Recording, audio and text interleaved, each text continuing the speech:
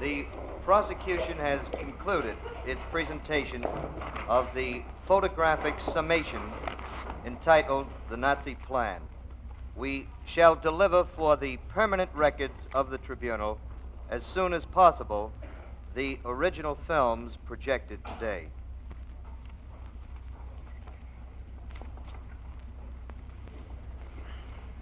Shall we proceed, Your Honor? If the tribunal please, just a brief announcement about the presentation that shall follow.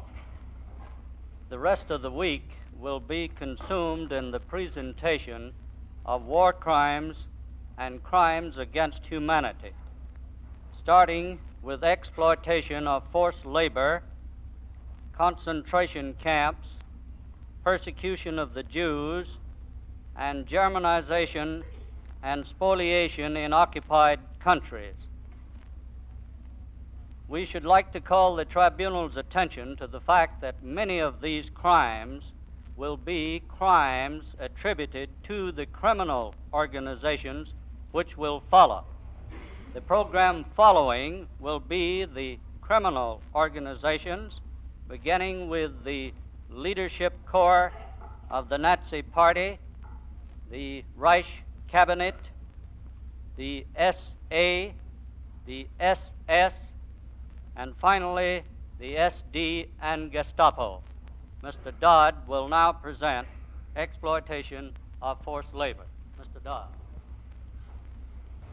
Please, the tribunal, we propose to submit during the next several days, as Colonel Story has said a moment ago, evidence concerning the conspirators' criminal deportation and enslavement of foreign labor, their illegal use of prisoners of war, their infamous concentration camps, and their relentless persecution of the Jews. We shall present evidence regarding the general aspects of these programs, and our French and Soviet colleagues will present evidence of the specific application of these programs in the West and the East, respectively. These crimes were committed both before and after Nazi Germany had launched its series of aggressions. They were committed within Germany and in foreign countries as well. Although separated in time and space, these crimes had, of course, an interrelationship which resulted from their having a common source in Nazi ideology. For we shall show that within Germany, the conspirators had made hatred and destruction of the Jew an official philosophy and a public duty, that they had preached the concept of the master race with its corollary of slavery for others, that they had denied and destroyed the dignity and the rights of the individual human being. They had organized force, brutality, and terror into instruments of political power and had made them commonplaces of daily existence. We propose to prove that they had placed the concentration camp and a vast apparatus of force behind their racial and political myths, their laws and their policies. As every German cabinet minister or high official knew, behind the laws and decrees in the Reichsgesetzblatt was not the agreement of the people or their representatives, but the terror of the concentration camp and the police state.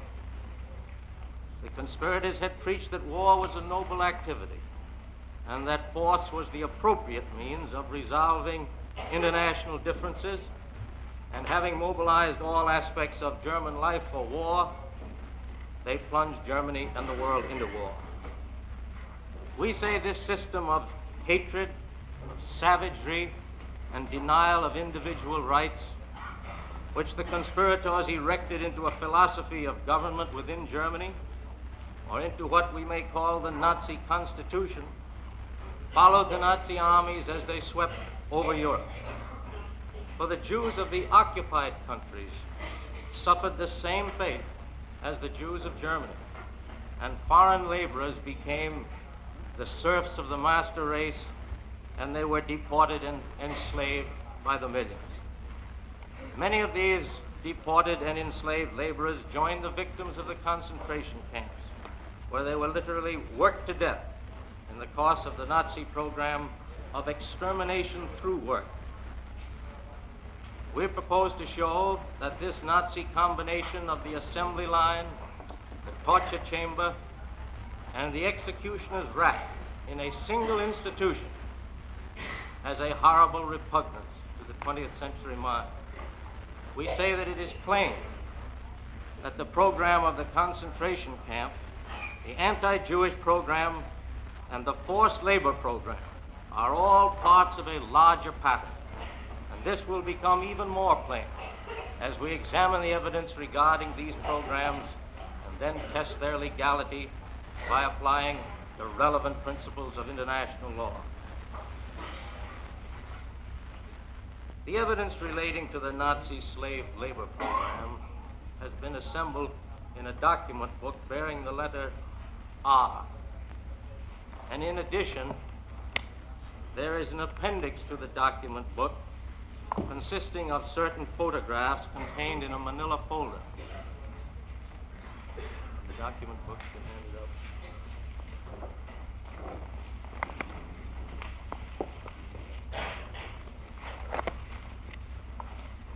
Your Honors will observe that on some of the books we have placed some tabs so that it would be more easy for the tribunal to locate the documents. Unfortunately, we did not have a sufficient number of tabs to do the work completely, and that will account for tabs which are missing on some of the document books.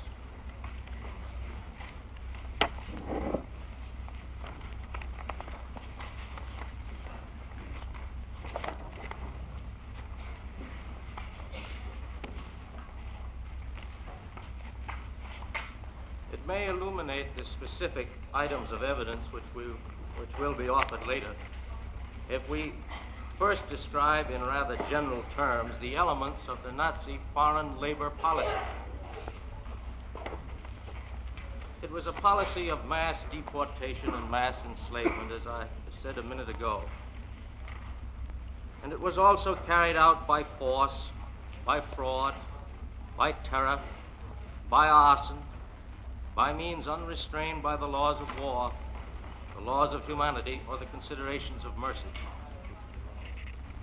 This labor policy was a policy as well of underfeeding and overworking foreign laborers, of subjecting them to every form of degradation, brutality, and inhumanity.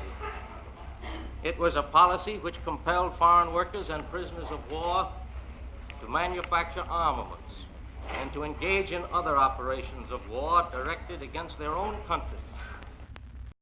It was a policy, as we propose to establish, which constituted a flagrant violation of the laws of war and of the laws of humanity. We shall show that the defendants Sauckel and Speer are principally responsible for the formulation of the policy and for its execution. That the defendant Sauckel, the Nazi plenipotentiary general for manpower, directed the recruitment, the deportation, and the allocation of foreign civilian labor. That he sanctioned and directed the use of force as the instrument of recruitment, and that he was responsible for the care and the treatment of the enslaved millions. That the defendant Speer, as Reichsminister for Armaments and Munitions, director of the organization Todt, and member of the Central Planning Board, bears responsibility for the determination of the numbers of foreign slaves required by the German war machine, responsible for the decision to recruit by force, and for the use under brutal, inhumane, and degrading conditions of foreign civilians and prisoners of war in the manufacture of armaments and munitions, the construction of fortifications, and in active military operations. We shall also show in this presentation that the defendant Goering, as Plenipotentiary General for the 4-year plan, is responsible for all of the crimes involved in the Nazi slave labor program.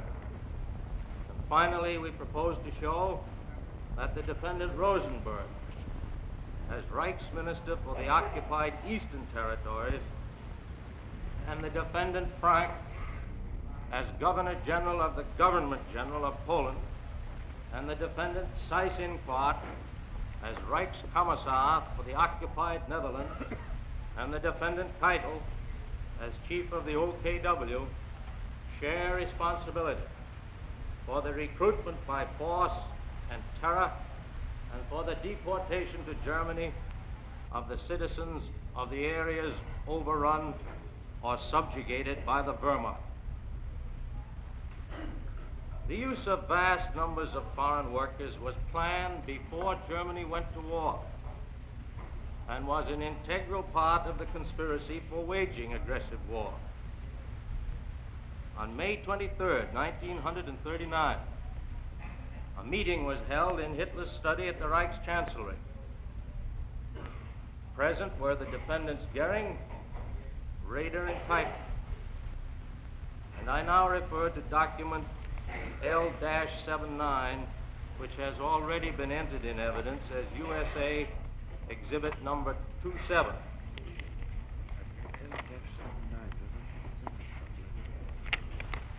The document presents the minutes of this meeting, at which Hitler stated, as your honors will recall, that he intended to attack Poland at the first suitable opportunity. But I wish to quote from page 2 of the English text, starting with the 13th paragraph, as follows. In the German text, by the way, the passage appears at page 4, paragraphs 6 and 7. And quoting directly from the English text,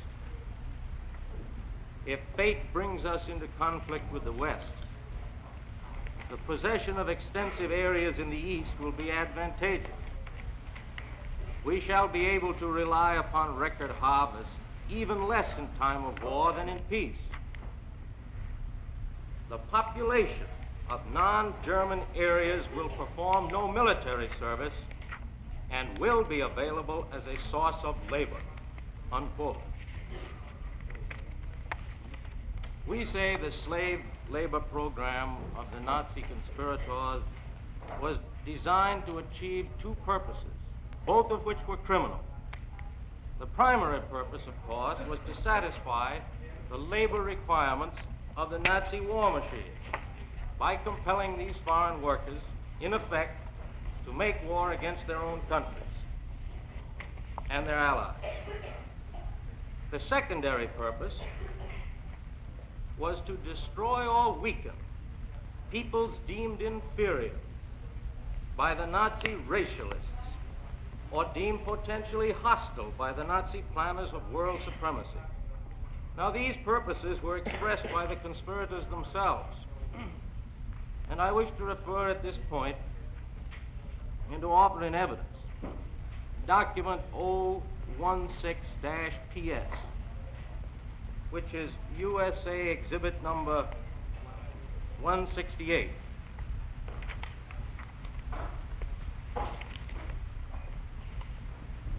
This document was sent by the defendant Sauckel to the defendant Rosenberg on the 20th of April, 1942.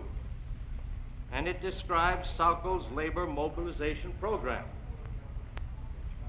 And I wish to quote now from page 2 of the English text, starting with the 6th paragraph, and in the German text again it appears at page 2 of the 2nd paragraph. Quoting from the text directly, the aim of this new gigantic labor mobilization is to use all the rich and tremendous sources conquered and secured for us by our fighting armed forces under the leadership of Adolf Hitler, for the armament of the armed forces and also for the nutrition of the homeland. The raw materials as well as the fertility of the conquered territories and their human labor power are to be used completely and conscientiously to the profit of Germany and their allies. The theory of the master race underlay the conspirators' labor policy in the East as well. And I now refer to document number 1130 PS, which is marked USA Exhibit 169.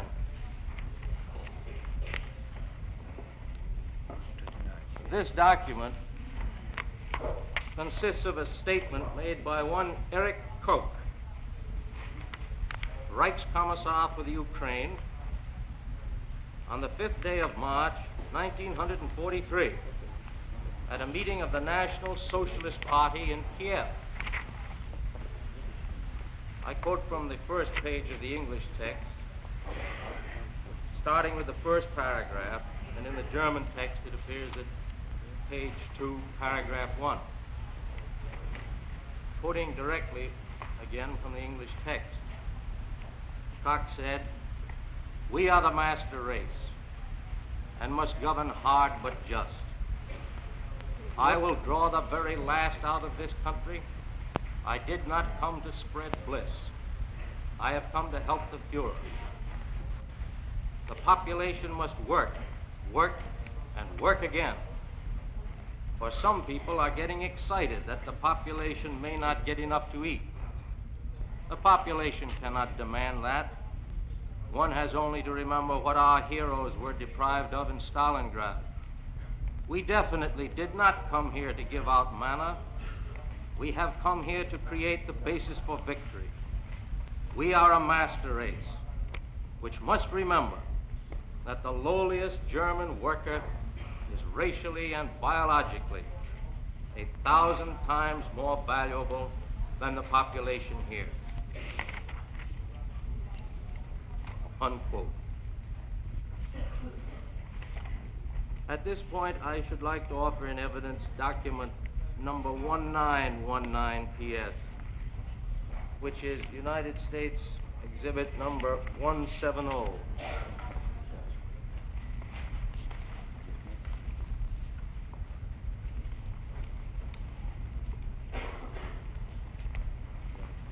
This is a document which contains a speech delivered by Himmler, the Reichsführer SS, to a group of SS generals on the 4th day of October of 1943 at Posen. And I am referring to the first page of the English text, starting with the 3rd paragraph. For the benefit of the interpreters, in the German text, it appears at page 23 in the first paragraph. Quoting directly again from this document, on the first page starting with the 3rd paragraph. What happens to a Russian, to a Czech, does not interest me in the slightest. What the nations can offer in the way of good blood of our type, we will take, if necessary, by kidnapping their children and raising them here with us. Whether nations live in prosperity or starve to death interests me only insofar as we need them as slaves for our culture. Otherwise, it is of no interest to me. Whether 10,000 Russian females fall down from exhaustion while digging an anti-tank ditch interests me only insofar as the anti-tank ditch for Germany is finished.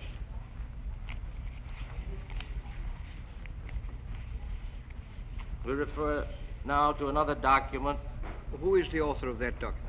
That document, the author of that quotation was the Reichsführer SS Heinrich Himmler.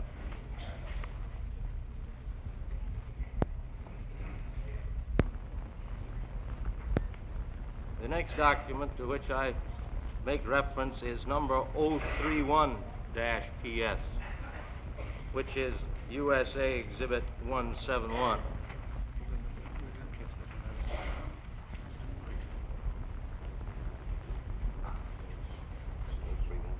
I didn't hear the number of that last document. I'm sorry, Your Honor. Number 031-PS. And it has the exhibit number 171. 7-1.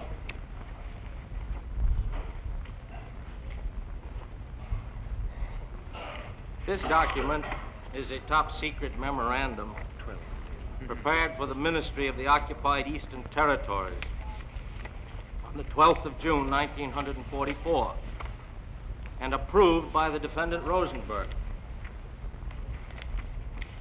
And from it, I wish to quote from the English text, starting with the first paragraph. And in the German text, it appears at page 2 of in the first paragraph of page 2. Quoting directly, the Army Group Center has the intention to apprehend 40 to 50,000 youths at the ages of 10 to 14 who are in the Army territory and to transport them to the Reich. I wish to pass now to line 21 of paragraph 1. And quoting directly, I read as follows. It is intended to allot these juveniles primarily to the German trades as apprentices. Mr. Dodd, I think you must go a little bit slower because some of these documents aren't completely identified. For instance, this document hasn't got 031 PS on it at its beginning. I think the number may be on the second or third page. I'm afraid Yes. some of them do not have the number on the first page. I think we've got it now. Yes. I shall start that quotation again from the 21st line of the first paragraph.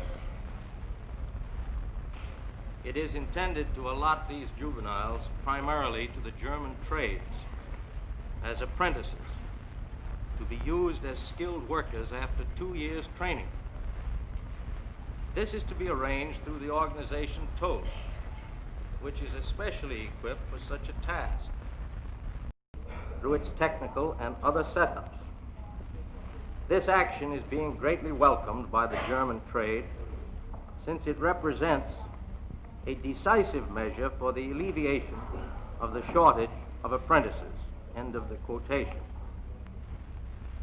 And passing a little further on in that document, I wish to call to the attention of the tribunal to paragraph 1 on page 2, and to quote it directly.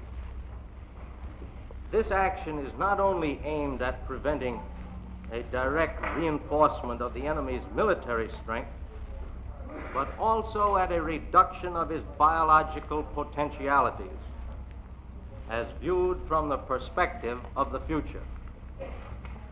These ideas have been voiced not only by the Reichsfuhrer of the SS, but also by the Fuhrer. Corresponding orders were given during last year's withdrawals in the southern sector. And I call Your Honor's attention particularly that the approval of the defendant Rosenberg is noted on page 3 of the document. It's a note in ink in the original, and I quote it. Regarding the above, Obergrubenführer Berger received the memorandum on June 14th. Consequently, the Reichsminister has approved the action. Unquote. And the Reichsminister referred to there. Mr. Dodd, did you mean to leave out the sentence at the bottom of page 1? No, The no, last Your Honor, I sentence? did not. But I did not want to refer to it this time. I'll refer to it a little later on in the... But the isn't presentation. it really a part of what follows at the top of page 2, which you did read? The words following are the arguments.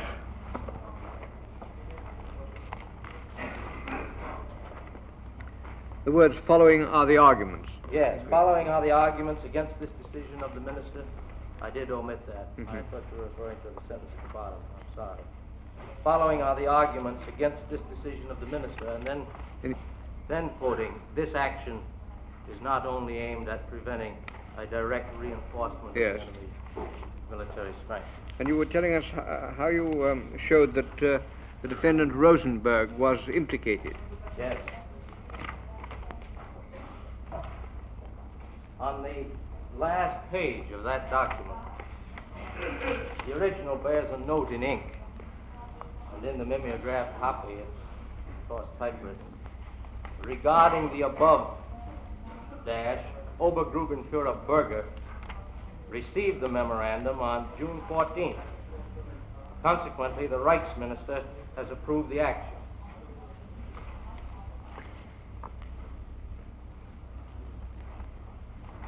And back again, one page back on that same document, in the first paragraph, 4 sentences down, the sentence begins, "The Minister has approved the execution of the high action in the Army territories under the conditions and provisions arrived at in talks with Army Group Center."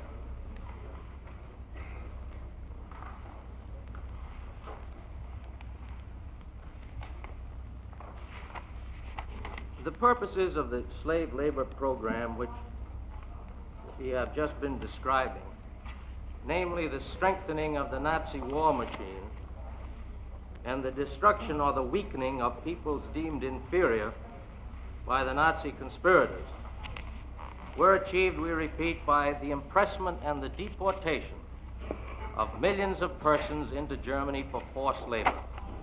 It involved the separation of husbands from their wives and children from their parents, and the imposition of conditions unfit for human existence, with the result that countless numbers were killed. Poland was the first victim. The defendant Frank, as governor of the Government General of Poland, announced that under his program, 1 million workers were to be sent to Germany. And he recommended that police surround Polish villages and seize the inhabitants for deportation.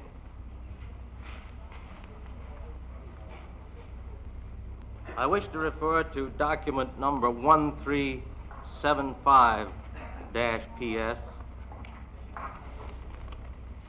which is USA Exhibit 172.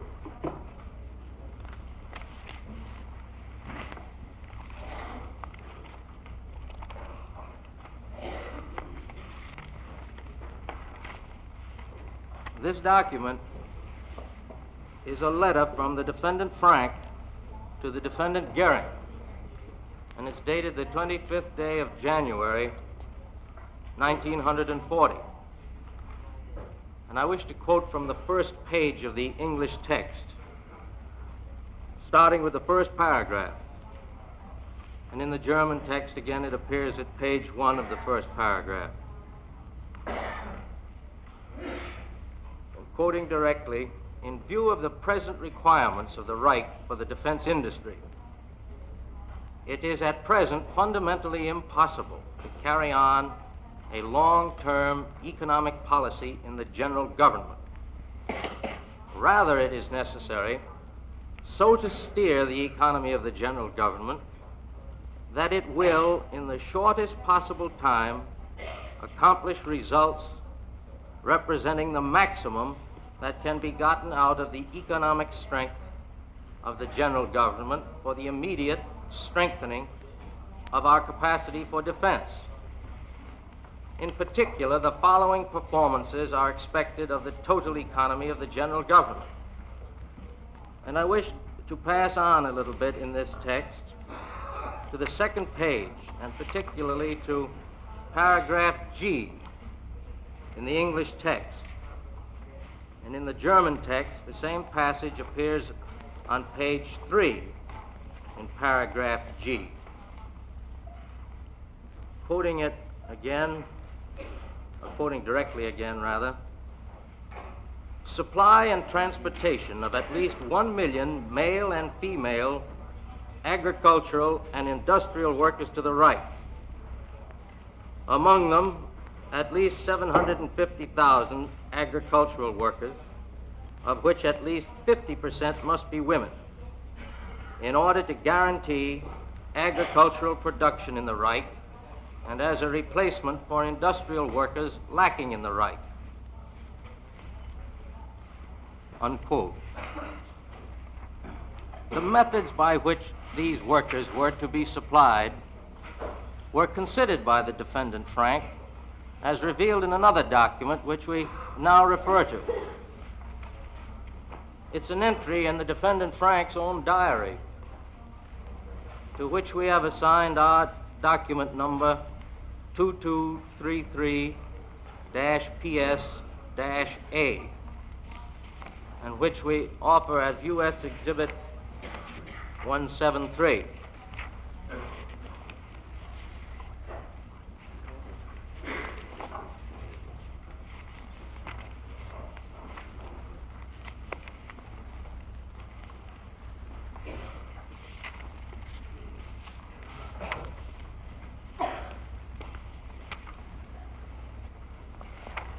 The portion which I shall read is the entry for Friday, the 10th day of May, 1940. It appears in the document book as 2233-PS-A on the third page in the center of the page.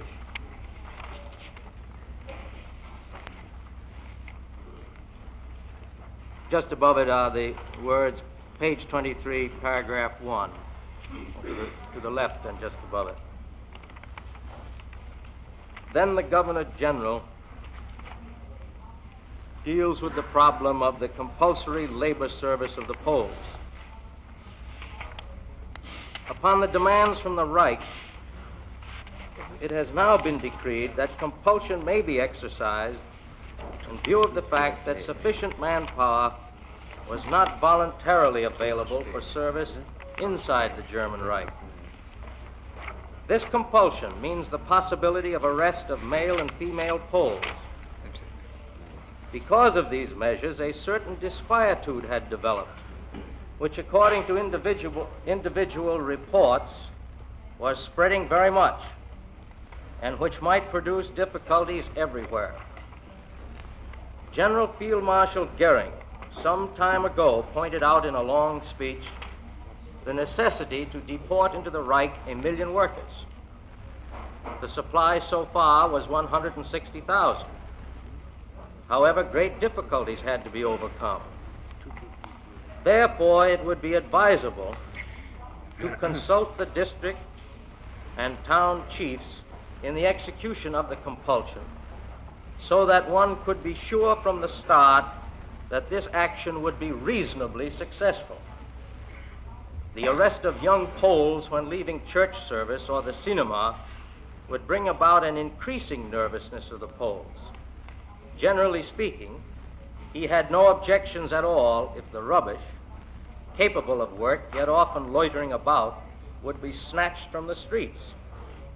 The best method for this, however, would be the organization of a raid, and it would be absolutely justifiable to stop a Pole in the street and to question him what he was doing, where he was working, etc.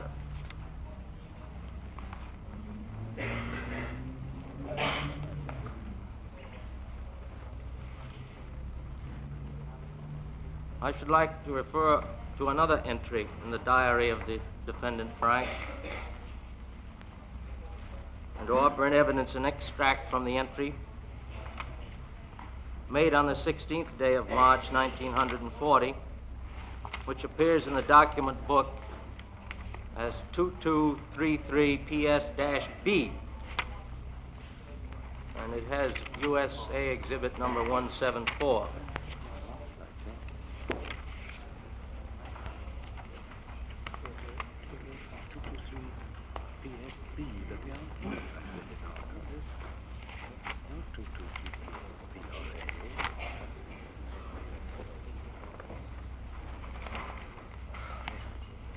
I wish particularly to quote from the third page of the English text. Mr. Dodds, would you give us that reference again? Yes, Your Honor. 2233-PS-B. These aren't lettered, Mr. Dodds. Oh, no, thank you. None of them are lettered. So it's not for... They are not lettered. They're not in lettered. our book. Oh, I'm sorry. It precedes the entry which I have just referred to. It's just 2 pages ahead of it in the document book. What page is it? And the 3rd page of that document, 2233 B. TSB.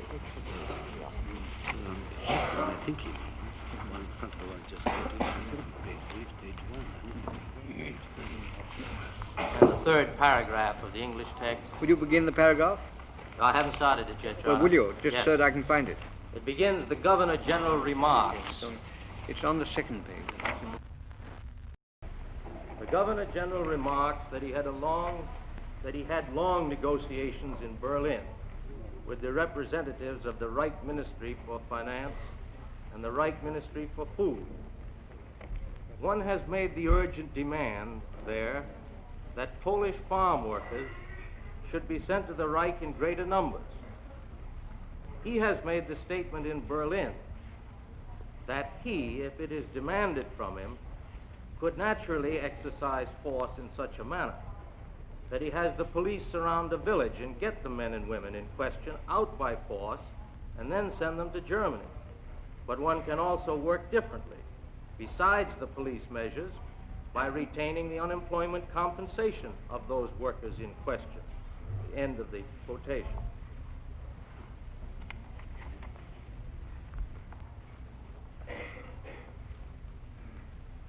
Why is it that that is dated the 16th of March, 1943, and the other part of the document is dated 1940? Oh, that's clearly an error in the translation. I'm sorry, Your Honor. It's the 16th of March, 1940 in the original 40, is it?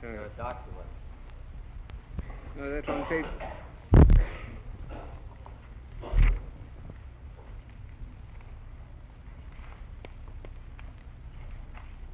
It's a mistake in the Very well. mimeography.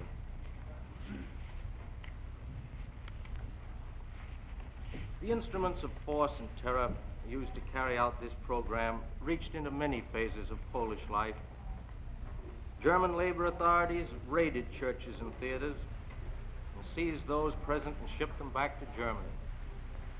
And this appears in a memorandum to Himmler, which we offer in evidence as document number 2220 PS.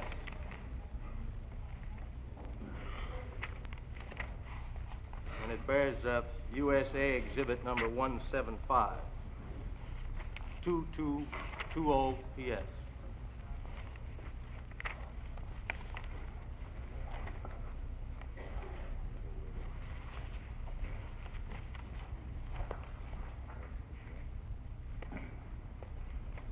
This memorandum is dated the 17th day of April, 1943.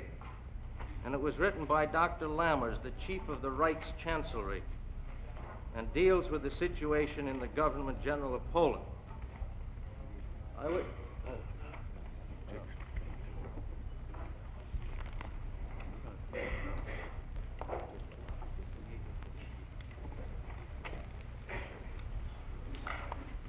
Rechtsanwalt Servatius für den Angeklagten Saukeller.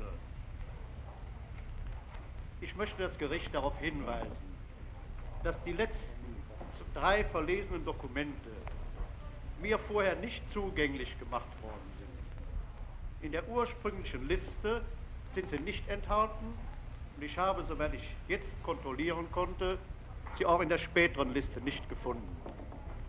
Ich bitte daher, die Verlesung dieser Dokumente zurückzustellen, bis mir Gelegenheit gegeben ist, sie durchzusehen und mit meinem Klienten zu besprechen. Vielleicht kann ich hier gleichzeitig eine andere Rüge anbringen.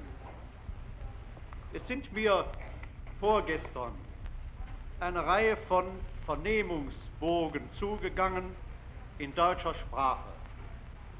Nach Rücksprache mit meinem Mandanten sagt er mir, dass es nicht die eigentliche Niederschrift einer Vernehmung ist, sondern dass er in Deutsch vernommen worden ist, dass ein Dolmetscher seine Aussage ins Englische übersetzt hat und sie dann niedergeschrieben worden ist. Wait a moment. put your... I can understand you. Oh, you can understand me very well. I didn't hear what you said last. I heard what you said about the last 3 documents not being available to you, Yes. but you went on to say something about interrogations. Yes. Bezüglich der Frage der Vernehmungsprotokolle, wie ich sie einmal nennen will, die mir zugänglich gemacht worden sind, möchte ich Folgendes rügen. Diese Protokolle können keine Beweiskraft haben, da sie dem Angeklagten nicht zur Anerkennung vorgelegt worden sind. Er hat sie nicht unterschrieben und sie sind ihm auch nicht vorgelesen worden. Es ist eine Niederschrift in englischer Sprache, die der Angeklagte selbst nicht versteht oder nur sehr schlecht versteht. Ich habe auch festgestellt, dass in einem anderen Vernehmungsprotokoll bezüglich des Angeklagten Speer Aussagen vorhanden sind, die meinen Mandanten belasten, die aber offenbar unrichtig sind, wie ich durch Rücksprache mit dem Angeklagten Speer festgestellt habe. Wait. Yes, I do. Ich bitte mir auch da Gelegenheit zu geben, durch Rücksprache mit dem Vertreter der Anklage diese Differenzen aufzuklären und festzustellen, wie weit ich mit der Benutzung dieser Protokolle einverstanden sein kann. Vorläufig muss ich der Verwendung dieser Dokumente, die vielleicht heute, spätestens aber morgen von der Staatsanwaltschaft, Too fast. die heute oder spätestens morgen von der Staatsanwaltschaft vorgebracht werden, dass ich dagegen der Verwendung widerspreche. Well, as I understand it, you've said to us that the last 3 documents were not available to you and that they were not in the original list. Is that right? Nicht, vorläufig nicht. Ich will Gelegenheit bekommen, diese Schriftstücke vorher durchzusehen. Sie werden hier verlesen, ohne dass ich sie in der Hand gehabt habe. Yes. And then you went on to deal with interrogations, which haven't been put in evidence.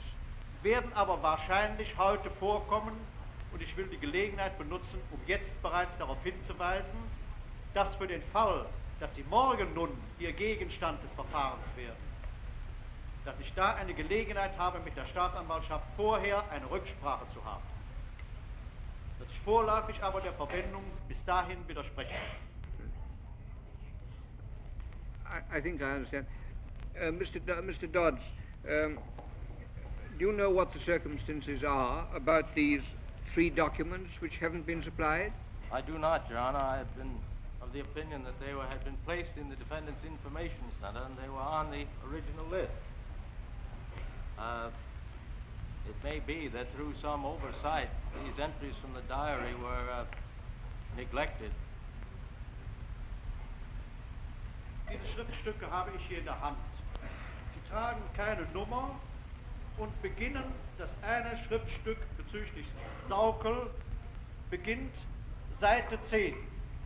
Frage, Antwort. Seite 11, Seite 12. Es ist also nicht ein durchgehendes Protokoll, sondern es sind Bruchstücke aus einer Niederschrift, deren Zustandekommen ich nachprüfen möchte. Yes, well, I'm sure that counsel for the prosecution will supply you with these documents at the adjournment this afternoon. Yes. And with reference to the interrogation, if they propose to use any interrogation of your client tomorrow, they can also supply you with any documents which are material to that interrogation. Bin einverstanden.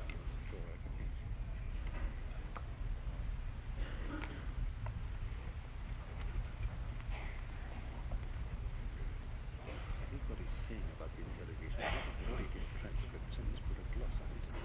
So that's what he's saying. What do you see? I believe I was referring to document number 2220PS. Yes, that's right. You hadn't begun to read it yet, I don't think. I don't think so. No. I propose to read from the 4th page of the English text, paragraph number 2 at the top of the page, particularly the last 2 sentences of the paragraph.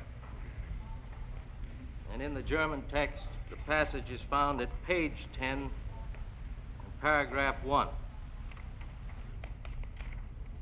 And quoting it directly, reads as follows: "As things were, the utilization of manpower had to be enforced by means of more or less forceful methods, such as the instances when certain groups appointed by the labor officers caught church and movie-goers here and there and transported them into the Reich.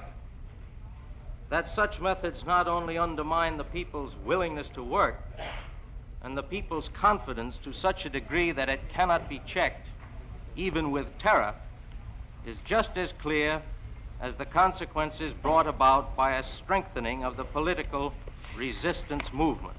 And that is the end of the quotation. We say that Polish farmland was confiscated with the aid of the SS and was distributed to German inhabitants or held in trust for the German community, and the farm owners were employed as laborers or transported to Germany against their will. And we refer to document 1352 PS, which bears USA Exhibit number 176.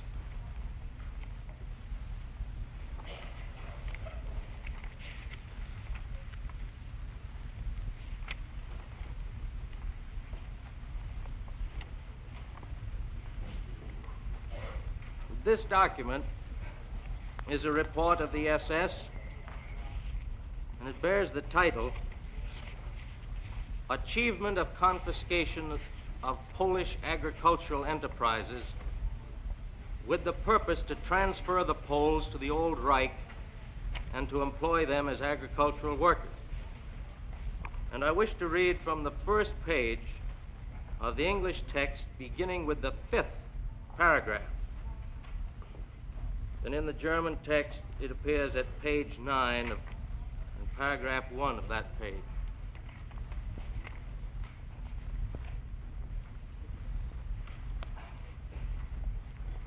"It is possible," quoting, "it is possible without difficulty to accomplish the confiscation of small agricultural enterprises in the villages in which larger agricultural enterprises have been already confiscated and are under the management of the East German Corporation for Agricultural Development."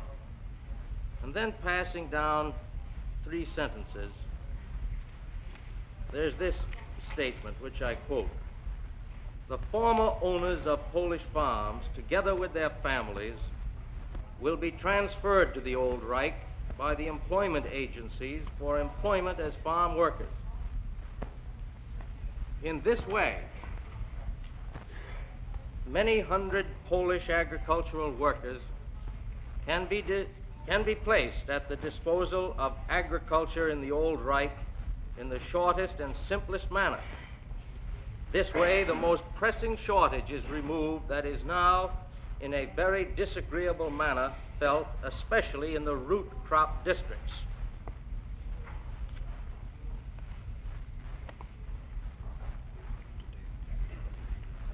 Pursuant to the directions of the defendant Sauckel, his agents and the SS men deported Polish men to Germany without their families, thereby accomplishing one of the basic purposes of the program, the supplying of labor for the German war effort, and at the same time weakening the reproductive potential of the Polish people. And I wish to refer directly to document L-61, which bears USA Exhibit number 177. This document is a letter from the defendant Sauckel to the presidents of the Landes employment offices. It's dated the 26th day of November, 1942. And I want to read from the first paragraph of that letter, which states as follows. In agreement with the Chief of the Security Police and the SD, Jews who are still in employment are from now on to be evacuated from the territory of the Reich and are to be replaced by Poles who are being deported from the general government. And passing to the third paragraph of that same letter, we find this statement, quoting, "The Poles who are to be evacuated as a result of this measure will be put into concentration camps and put to work where they are criminal or are social elements. The remaining Poles, where they are suitable for labor, will be transported without family into the Reich, particularly to Berlin. There they will be put at the disposal of the labor allocation offices to work in armament factories instead of the Jews who are to be replaced." And that is the end of that quotation. This Nazi... Who is the chief of the security police mentioned in the second paragraph? The chief of the security police was Heinrich Himmler. He was also the Reichsführer of the SS. Okay. Yes? Ich habe zu dem Dokument etwas zu bemerken.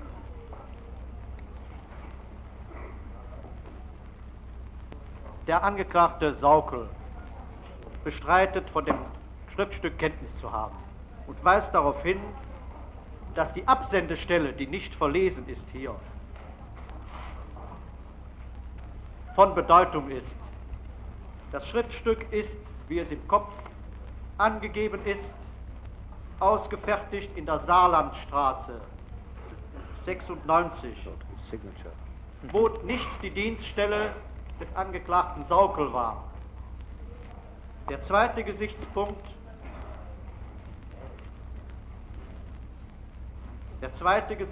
ist, dass das Schriftstück nicht von ihm unterschrieben ist. Don't go so fast. See, the interpreter can't follow you. Now then, again. Der zweite Gesichtspunkt ist, dass das Schriftstück nicht von dem Angeklagten Saukel unterschrieben ist, entgegen der Angabe in der Dokumentenliste, wo es heißt Originalbrief Saukels. Es ist lediglich eine Abschrift, unter der vermerkt ist, gezeichnet Saukel. Es fehlt daneben die übliche Beglaubigung der Unterschrift, wie es sonst auf allen Schriftstücken üblich ist. Ich will bitten, das von dem Herrn Vertreter der Anklage mit zu verlesen, damit ich später auf dieses Schreiben zurückkommen kann in der Verteidigung. Well,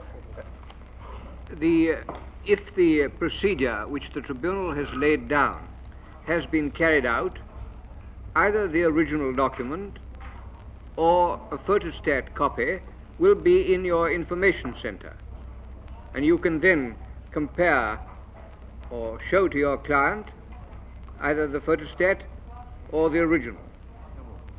Ich habe das getan und beanstande nur hier, dass das Schreiben verlesen wird, ohne diese für mich wesentlichen Teile.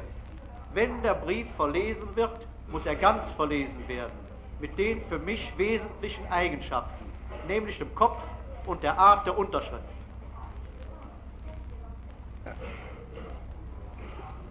Will you repeat that?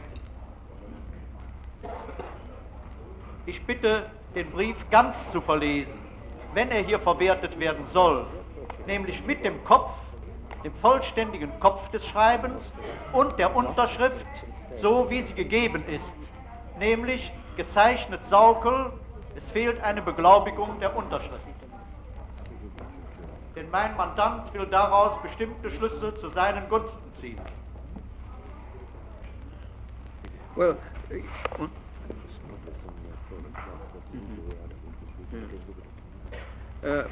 you will have an opportunity at the adjournment of seeing this document, and you have been told already that you can refer, when your turn comes to present your defense, to the whole of any document. But it is inconvenient to the tribunal to have many interruptions of this sort, and if you wish to refer to the whole document, you will be able to do so at a later stage. Ich schließe daraus, dass es zulässig ist, hier Teile eines Dokumentes vorzulesen, anstelle des ganzen Dokumentes. Habe ich das Gericht richtig verstanden? Understand what? Yeah, he says you can put part in the novel. He says you can put the whole. Yes, certainly. You can put in a part or the whole of the document when your turn comes. Jawohl, ich habe verstanden. And, Counsel, we will adjourn now, but Mr. Dodds, you will satisfy this counsel for the defendant as to the reason why he hadn't got those other documents, Yes, I will. and will make them available to him, and ensure that he has an opportunity of seeing the original of this document, so that he can check the signature. We had placed a photostat on that Yes. document, but I'll see that the original is available to us. And it's 4 o'clock now, I think, so we'll adjourn now.